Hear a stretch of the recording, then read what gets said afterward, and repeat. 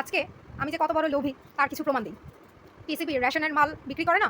সেরকম একেবারেই কি বলব যে যেই ব্র্যান্ডগুলো বাজারে নতুন ছাড়ে, ডিসকাউন্ট হয় আর মানুষ সেগুলো নিতেও চায় না বা যেগুলোর কোয়ালিটি বাজে, কম দামে পাওয়া যায়, সেগুলো একদম বোচকা ভরে বেঁধে হচ্ছে চাঁদপুরে আমার সাথে দিতে চাইতো। তা আমি নিতে চাইতাম না। না নিতে চাইলে জনিকে জোর করে জনিকে দিয়ে বহন করিয়ে নিচে নেওয়াতো অথবা হচ্ছে গিয়ে হালিমাকে দিয়ে। তো জনিও হচ্ছে আমি জানি না যে জনির মনে আসলে কি যে এগুলো সে অ্যাকচুয়ালি পেলে খুশি হতো না হতো না, এতে ওর খুব সুবিধা হতো কি হতো না, কারণ জীবনেও তো সুবিধা হলেও সেটা স্বীকার করে না।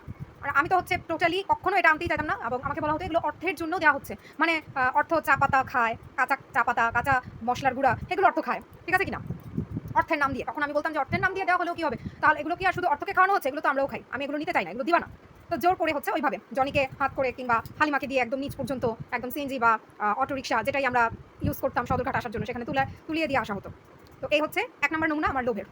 এরপর কালকের একটা শর্টস কিংবা ভিডিওতে উল্লেখ করেছিলাম যে শপিংয়ে ওই ঘড়িবাজ দিশারিটাকে আমাদের সাথে পাঠানো হয় এবং দিশারির কাছে সব দেখায় কী কী শপিং করা হলো না হলো। তো তার কাছে বলেছে যে আমাকে শপিং করার জন্য আমার হাতে এত টাকা দিয়ে দিল, একটা সেট পশু কুকুরের ছেলের জন্য। আমি নিজ থেকে কিনে নিয়ে এসে তো বলতে পারতাম যে এটা পশু কুকুরের ছেলের জন্য, এবং তখনও যে উড়াল দিবে আমি কিন্তু জানি না। এটা হচ্ছে পয়েন্ট নাম্বার 1 আমার দৃষ্টিকোণ থেকে। নাম্বার 2, আমি জবলেস। আমার কাছে নিজস্ব কোনো টাকা ছিল না, শুধু আমার যাতায়াত খরচ অর্থাৎ ঢাকায় যে আমি গিয়েছি সেই খরচটুকু ছাড়া, সেইটা নিয়েই আমি ঢাকায় গিয়েছিলাম। আর 3 নাম্বার পয়েন্ট, তার দেওয়া টাকায় যদি আমি একটা কিছু কিনি, সেটা কি আমার তরফ থেকে দেওয়া হয়?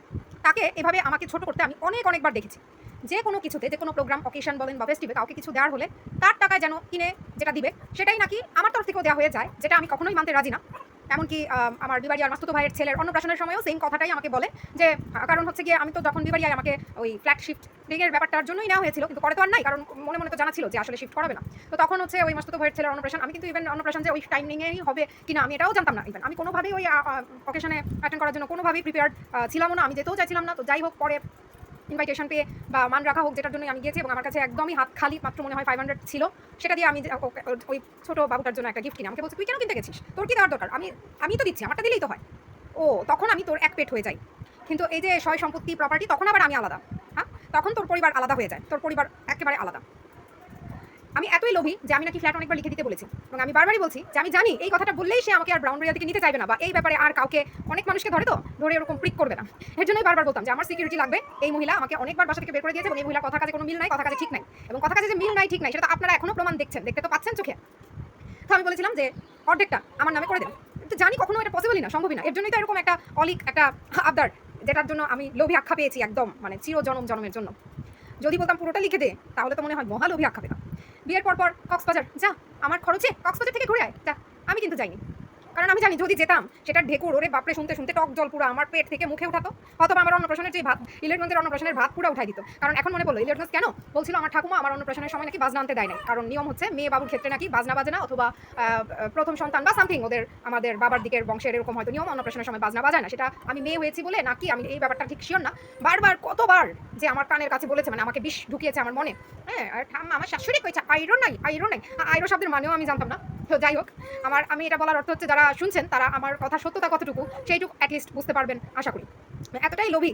হ্যাঁ, আমি মানে আমার কথা হচ্ছে আর বিবাড়িয়ার যেই ফ্ল্যাট, যেটা আমার মানে আমি নিজে বলিও নাই, তার ডিসিশনে কিনা, তার সমস্ত কিছুতে, মানে যে কোনো জিনিস আমাকে দেওয়া হচ্ছে মানেই আমাকে ধন্য হয়ে যেতে হবে। আমার মুরদ নাই, কিছু নাই, যোগ্যতা নাই, পাওয়ার ইয়া নাই, আমাকে যে দিছে এটাই তো বেশি। এবার একটা চেরা তেনা হইলো, সেটার জন্য আমাকে একদম মুহুর্মুহু শুকরিয়া আদায় করতে হবে। হ্যাঁ, তার মানে আমাকে কিছু দিবে সেটা তার পছন্দ, যেটা ছোট থেকে এই পর্যন্ত সেই জিনিসটা যত ছোট হোক যত বড়ই হোক না কেন তার পছন্দ। তো মেইন কজ এটাই যে ওইখানে আমার সাথে যেহেতু তাকে আমি সেবা করি নাই, তার হাত ব্যথা, আমি এই টপিক নিয়ে আমার সাথে যোগাযোগ বন্ধ করে দিয়েছিল, এবং আমার চাঁদপুর আসার কথাও ছিল না, চাঁদপুরে ছোটো মামাকে দিয়ে বলিয়ে চাঁদপুর পাঠিয়েছিল। তো দ্যাটস ওয়াই কিন্তু পরে আমার সাথে সে আর ফোন, যেদিন চাঁদপুর আমরা আসি ওই দিন মনে হয় আমি লঞ্চ থেকে তখনও নামি নাই, জাস্ট একটা মানে একটা রিংটোন একটা আসছে, আমি বাসায় এসে দেখছি, তো আমি অর্থকে নিয়ে বিজি ছিলাম, আর ব্যাক করা হয় না, বাস শেষ। এরপর থেকে টোটালি যোগাযোগ বন্ধ। পরবর্তীতে ছোটো মামাকেও ঘুরাইছে, হাত করছে, প্রথম দিকে ফোন দেওয়াই তো যাওয়ার জন্য যাবো কিনা, পরে আমি যখন না বলছি, এরপরে হচ্ছে মামাকে দিয়েও আজে বাজে কথা বলেছে, এবং মামা হাঁটুর ডাক্তার দেখাতে গেছিল, তখন সেখানে মামার মগজটাও চিবিয়ে খেয়েছে, আমি নাকি শাসন করি আর হচ্ছে আমি সেবা করি না, এই ধরনের কথাবার্তা বলে মামাকে টোটালি আমার এগেনস্টে নিয়ে মামার সাথে আমার পুরো সম্পর্ক স্পয়েল করেছিল। এবং মানুষের কাছে বলে বেড়ায় ফ্ল্যাটটার জন্যই কিনা হচ্ছে, উঠে না কেন, হ্যাঁ, অ্যাজ ইফ সে জানে না যে কেন উঠিনি। আমার নভেম্বরে ওঠার কথা ছিল গিয়ে, সে আমার সাথে টোটালি যোগাযোগ বন্ধ। আমি যখন এখানে ব্যাক করি সেপ্টেম্বরে, আমার সাথে তারপর থেকে টোটালি যোগাযোগ বন্ধ ফোনে। আমি মামাকে বারবারই বলছি যে ফ্ল্যাটটা তো তোমার না মামা, যে তোমার কথায় আমি উঠবো, যার ফ্ল্যাট সে যদি ফোন দেয় না, সে ফোন দিবে না, মামাকে দিয়ে বলিয়েছে। আবার মানুষের কাছে বলে উঠে না। এত লোক থাকলে কিরে ডাইনি, যত মানুষকে আমার পিছনে লাগিয়েছিলি, দৌড়াতে দৌড়াতে গিয়ে উঠতাম। হ্যাঁ, আর তোর লাথি খেতাম, হ্যাঁ, তোর কাহিনীগুলো মানুষ একটু শুনুক। তুই কেমন, তোর চোখ কেমন, মন কেমন, আত্মাটা কেমন। আর জবলেসটাও কিন্তু তার কারণেই হতে হয়েছিল। তখন মাত্রই আমি চাকরি থেকে রিজাইন করেছিলাম। আর আমার একদম স্পষ্ট মনে আছে যে আমি শানিবরদার বাচ্চাটার জন্য যখন একটা ড্রেস কিনতে যাই, তারপর আমাকে কিছু টাকা হাতে দিয়ে দেওয়া হয়েছিল। কিন্তু আমি শানিবরদার ছেলের ড্রেসটা কিনেছি আমার কাছে থাকা ওই লাস্ট 500 টাকার যে নোটটা সেটা দিয়ে। আর ডাইনি আমাকে কিছু টাকা দিয়েছিল। আমি সেই টাকা থেকে, আমি তো বারবারই বললাম যে অন্নপ্রাশনে যাওয়ার মতো কোনো প্রিপারেশনই আমার ছিল না। ইনফ্যাক্ট একটা অনুষ্ঠানে অ্যাটেন্ড করার মতো মানুষের যেই কিছু অ্যাক্সেসরিজ বা পোশাক আদি এগুলো কোনো কিছুই আমার কিন্তু মানে নিয়ে যাওয়া হয় নাই। কারণ আমি তো অ্যাকচুয়ালি মানে ওইভাবে রেডিই ছিলাম না মেন্টালি। আমি কিছু নিয়েও যাই না এখান থেকে, চাঁদপুর থেকে। তো আমি হচ্ছে জাস্ট 2টা আংটি আর 2 জোড়া ইয়ারিং আর 2টা আংটি ডাইনির টাকা যেটা আমাকে দিয়েছিল সেখান থেকে কিনেছিলাম। আর বাকি টাকা আমি অলওয়েজ ডাইনি আমাকে শপিংয়ের উদ্দেশ্যে হোক বা যে কোনো কিছু নিচ থেকে নিয়ে আসতে বললে, বাজার বা কিছু আমার হাতে টাকা দিলে আমার কাছে যেটা বেঁচে থাকতো, rest of the money I always return to her. হ্যাঁ, সে হয়তো এখন প্রতিশোধ পরায়ণ হয়ে বলবে যে এগুলো আমি মিথ্যা বলি। অলওয়েজ আমার একটা টার্গেট থাকতো, সে আমাকে যত টাকাই হাতে দোক না কেন, আমি সবসময় মানে আমার আসলে কতটুকু যোগ্যতা আছে সেটা তো আমিও বুঝি, যে একটা হাইয়েস্ট কত দামের একটা জামা আমি নিতে পারি। বা অনেকেই বলতো যে আরও বেশি মানে আরও হচ্ছে ভালোটা নে, আরও দামিটা নে, টাকা তো আছে, টাকা তো দিছে। কিন্তু আমি হচ্ছে গিয়ে মানে আমার কাছে নিচ থেকে কেমন আটকা বাঁধো লাগতো। মানে ছোট থেকে আমার পছন্দ অবদমিত করতে করতে আমার মনের এমন একটা সিচুয়েশন দাঁড় করিয়েছে যে এখন যখন অবাধ অ্যামাউন্ট টাকা, ধরেন 1 কোটি টাকার বান্ডিলও আমার হাতে যদি দিয়ে দেয়, কিন্তু আমার মনে হবে যে এই 4 টাকায় বোধহয় আমি আসলে পাওয়ার যোগ্যতা রাখি না দামি কিছু। কারণ সারা জীবন দেখে আসছি সে নিজের পছন্দে একদম খুব একটা টাইট বাজেটে নিজের মতো করে আমাকে প্রোভাইড করতো। তো পরবর্তীতে যতই খুব লিবারেল হয়ে দেখাতে চাইতো মানুষকে, আমার হাতে টাকা দিচ্ছে, আমাকে আমার পছন্দে কিনতে পাঠাচ্ছে, আমি অ্যাকচুয়ালি কী চাইছিলাম, কী চাইতাম, বা যখন যেটা যেমন চেয়েছিলাম তেমন না পেয়ে যে আমি আমার মন মরে গেছে, এটা বোঝার মতো বোধ বুদ্ধি ক্ষমতা ওই মহাশিক্ষিত ডাইনির কখনো ছিল না আর হবেও না। এবং কখনোই আমি হচ্ছে অ্যাক্সেস লিমিট ক্রস করতাম না। জাস্ট একেবারেই লাস্ট টাইম হচ্ছে আলোর দিশারিকে দেখানোর জন্য যেই শপিংটাতে পাঠিয়েছিল, ওই টাইমে লাস্ট টাইম আমি হাইয়েস্ট একটা মানে আমার মনে হয় খুব হাইয়েস্ট একটা দামি জামা আমি কিনেছি তার দেওয়া টাকায়। এর আগে আর কখনোই এত বেশি দামি নেওয়া হয় নাই। মেবি মানে 5500 মতো ছিল ওই ড্রেসটার দাম, যেটা আমি একবার পরেও দেখি নাই এবং এটা আমি চাঁদপুরে আনিও নাই। এটা ওইটা আমি চাঁদপুরে আনার ইচ্ছা ছিল না তা না, আমি হচ্ছে ডাইনির নিজের ক্লোজেট যেটা কাঠের আলমিরা ওয়াল অ্যাটাচড ওইটাতে রেখেছিলাম এবং সে নিয়ে ওইটাকে আবার ডাইনিং রুমে, আমাদের একটা ডাইনিংয়ের একটা আলাদা শোকেস আছে, তার নিচের ড্রয়ারগুলোতে সাধারণত র্যান্ডম জিনিসপত্র রাখা হয়। সে চিন্তা করে দেখেন এরকম ভালো জামা কাপড় আমার আর আমার ছেলেরগুলো নিয়ে ওইখানে ড্রয়ারে ঢুকিয়ে রেখেছে। এবং আমি পরে হালিমাকে জিজ্ঞেস করেছি, আলিমা বলেছে তাকে দিয়েও রাখাই নাই, সে নিজেই নিয়ে রাখছে এবং আমাকে সেটা ইনফর্ম করে। কারণ আমার সাথে তখন গাল এরকম কথা বলে না, ওই যে মেসেজগুলোর ব্যাপার নিয়ে, মেসেজগুলো আমি দেখে ফেলছি, জ্বলতেছে তো, ফুটতেছে পুরা, তেলে মাছ কড়া গরম তেলে মাছ ছাড়লে যেরকম ফুটে ওই রকম হচ্ছিল, দেখে ফেলছি আমি। আর এখন বিশ্ববাসীকে হ্যাকের কথা বলে, সে তো তখনই বুঝতে পারছিল যে আমি দেখছি। এবং সেটা যে তার ওই ওই আগের ইউজ করা মোবাইল, ওইটা তো খুব খারাপ বলবো না, কিন্তু ফুটানি মারলে যেটা হয়, ওই আইফোন পাওয়ার পর ওইটাকে আমার ছেলের খেলনা বানাই ফেলছিল প্রায়। এবং আমি কিন্তু না করতাম দেওয়ার জন্য, ওর হাতেই দিয়ে রাখতাম। তো দেখেন এরপর যেই কথাটাই ছিলাম, আমার চাকরি খেলো এবং তার টাকায় আমি ওই যে তখন ওই যেটা বলছিলাম অন্নপ্রাশনের টাইম 2টা আংটি আর আমাকে বলতেছে এগুলো কেন কিনছিস, সেগুলো কী দরকার ছিল। মানে মাত্র আমি চাকরিতে রিজাইন দিয়েছি তখন বোধ হয় 1 সপ্তাহ হয় নাই, আমি তখনই বুঝে গেছিলাম যে আমি কত বড় ভুলটা করে ফেলছি।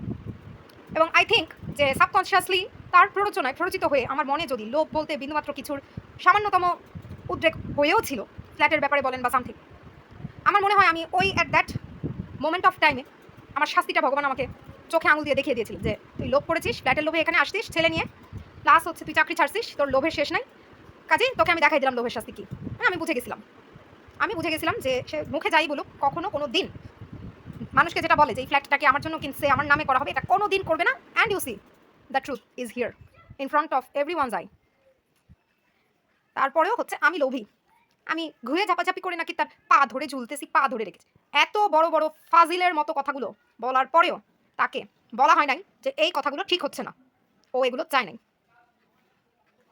এবং যেই মহিলা এরকম কাল নাগিনী, দুই দিকে এরকম মানে ব্যালেন্স রাখতে চায়, আর হচ্ছে এরকম এক চোখা একজনকে সবার দৃষ্টিতে ভালো রাখতে চায় আর আরেকজনকে আমাকে সবসময় সবার কাছে খারাপ রেখে একদম নিচে দাবাতে চায়, কুয়ায় ঢুকাতে চায়, সে যে কত বড় শয়তান ডাইনি সেই বিষয়ে কারোর সন্দেহ থাকা উচিত না।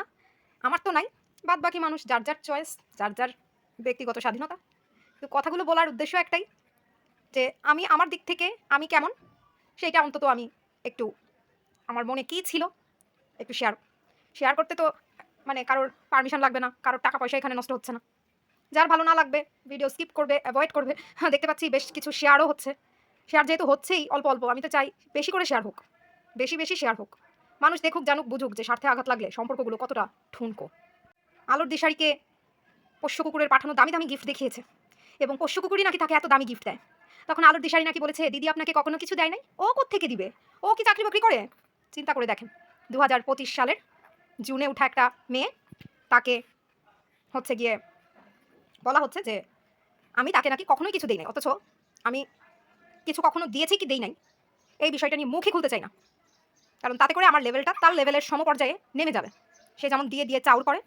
তো ঠিক আছে, ফাইন, আলোর দিশারিকে এটা বলেছে আমি নাকি জব করি না, অথচ আমি তখন জব ছেড়েছি 1 বছরও হয় নাই। জবটা ছেড়েছিলামও তারই কথাই প্ররোচনায়। আমি কোত্থেকে দিব তাকে? আমি তো চাকরি বাকরি কিছুই করি না, আমি কখনো তাকে নাকি কিচ্ছু দেই নাই। সো ফাইন, যে যেটা বলে শান্তি পায়। বাকি যারা জানেন আমি কিছু দিয়েছি কি দেইনি, তাদেরকে জানানোর জন্যই আমার এই কথাগুলো শেয়ার করা।